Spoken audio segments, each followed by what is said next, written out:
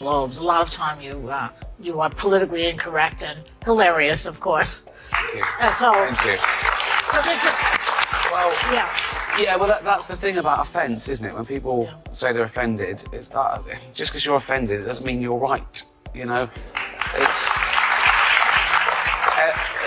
offence is about feelings, and feelings are personal. Some people are offended by equality. So what? You know, so you can't second guess people. If you try and please everyone, you'll please no one.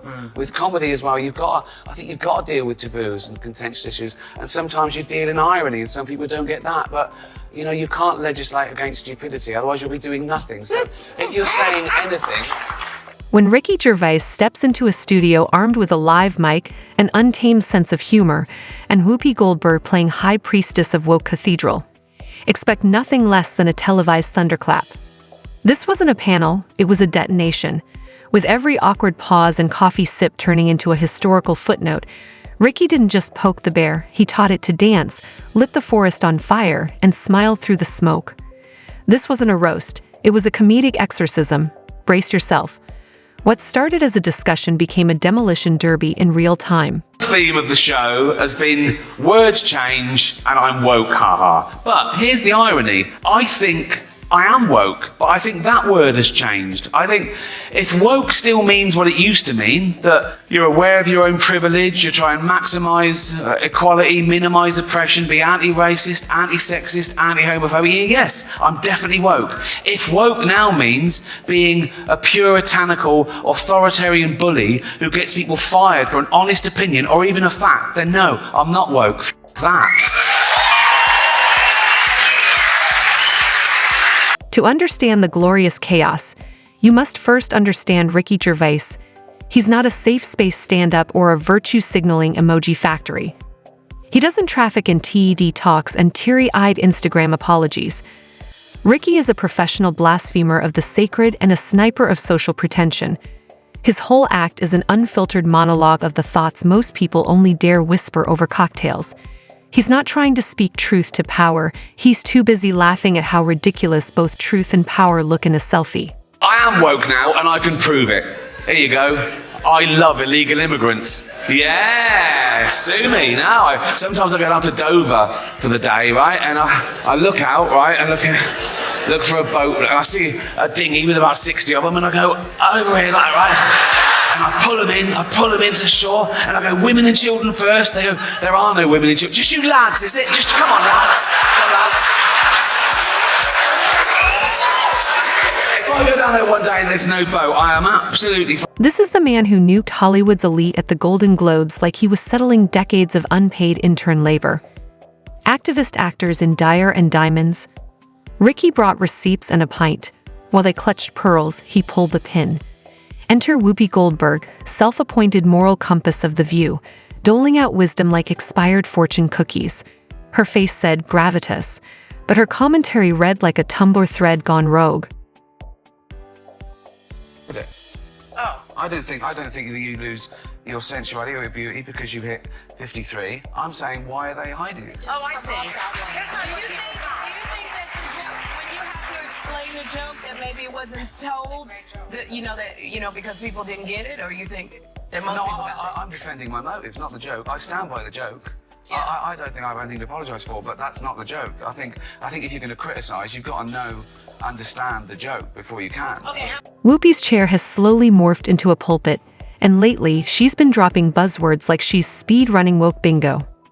She waxes poetic about cancel culture being justice, scolds comedians for outdated jokes, and has basically become a one-woman HR department for America's sense of humor. The clip that set it off? Her panel declaring comedy should evolve. Translation: funny is fine if it's government-approved and culturally neutered. Punchlines now need permission slips. Because it's such a privilege, and freedom of speech is so important these days. And you've got to,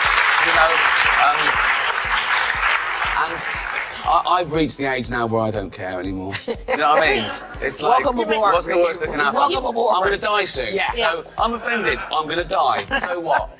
So... You made enough money at this point. Exactly. Yeah. Yeah. Yeah, I'm going to give that to animals anyway, just to see the Are you? look on my Yeah, stupid damn. family's face. It's all to animals.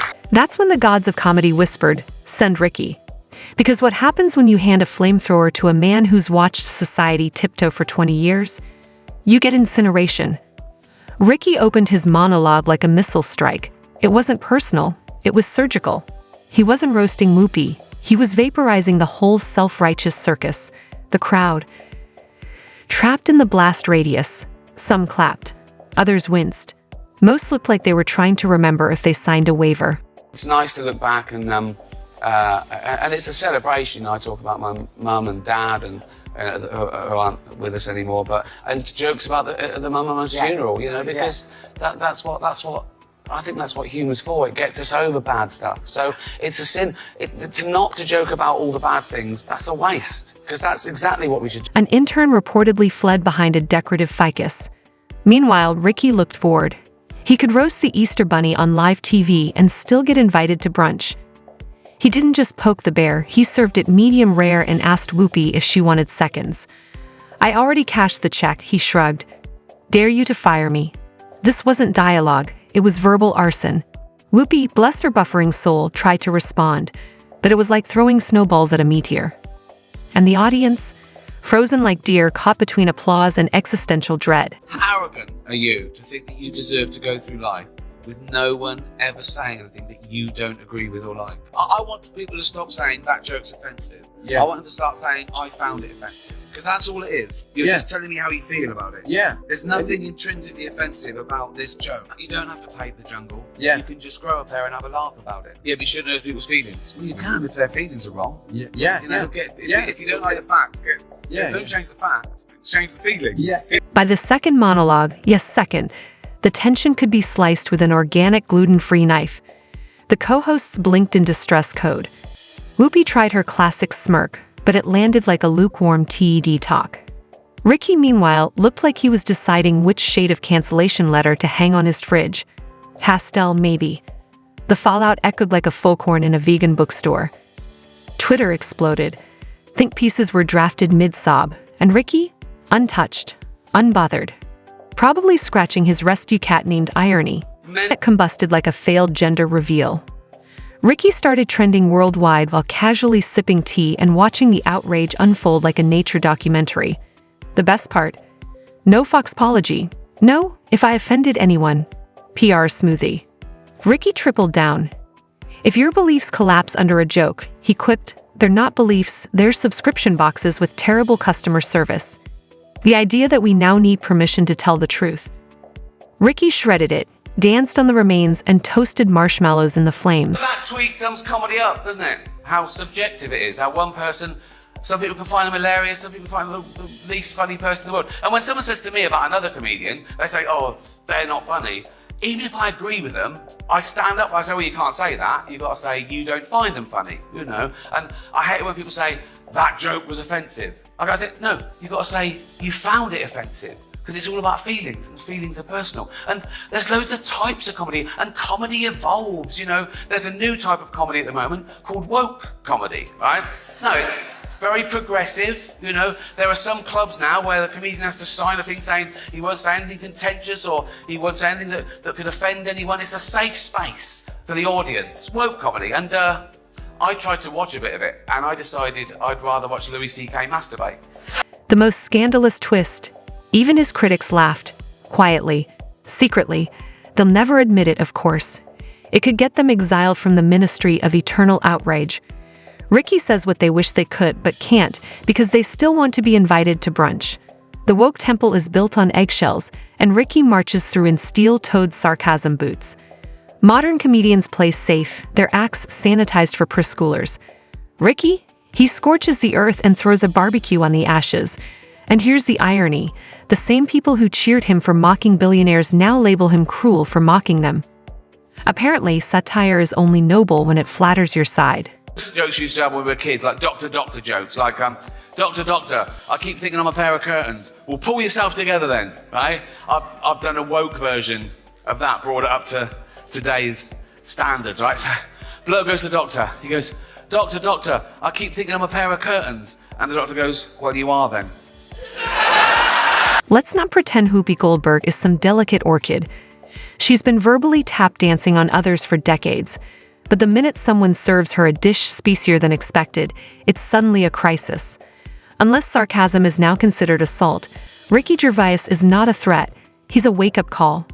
YouTube exploded. Analysts dissected every word like it was national security footage. Responsible humor, they said, spoken by people who haven't made anyone laugh since Y2K.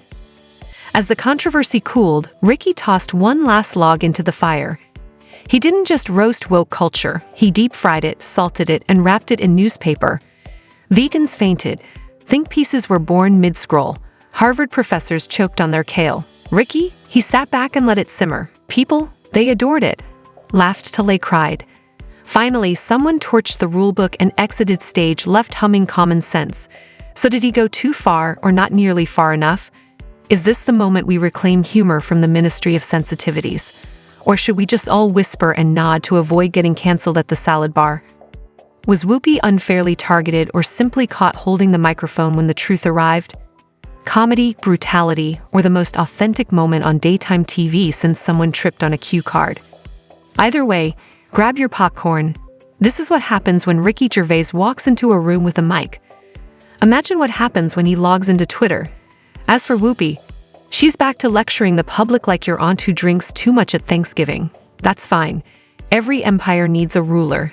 Just don't be surprised when the court jester turns out to be the smartest one in the room. Because if laughter is our last honest reaction, then maybe absurdity is the only way to survive absurdity.